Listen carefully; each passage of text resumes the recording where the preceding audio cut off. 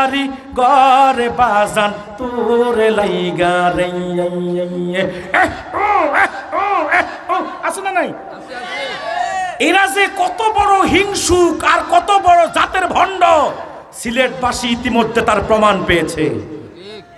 তাদের এক ডিজে বক্তা আছে, কিছুদিন আগে আপনাদের সিলেটে এসেছিল।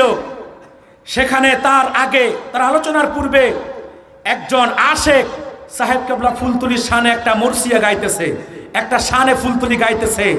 বক্তা বারবার বলতেছে শর্ট করো, বারবার বলতেছে শর্ট করো, কারণ শানে ফুলতুলি গাইলে তার সহ্য হয় না। কারণ তার বাপ, বলতে গেলে তো নাম এখন সমালোচনা হয়, তার বাচ্চাকে মুরব্বীরা তো সাহেব কেবলা ফুলতুলিকে ওহাবি বলেছে, কারামত আলী জনপুরীকে কাফের বলেছে, সৈয়দ আহমদ পাল্লবীকে কাফের বলেছে, সারসিনা সোনাকান্দা ফুলতলিকে ওহাবি বলেছে। এই জন্য সাহেব কেবলা ফুলতলির শান শুনলে তার সহ্য হয় না, ঠিক কিনা বলেন?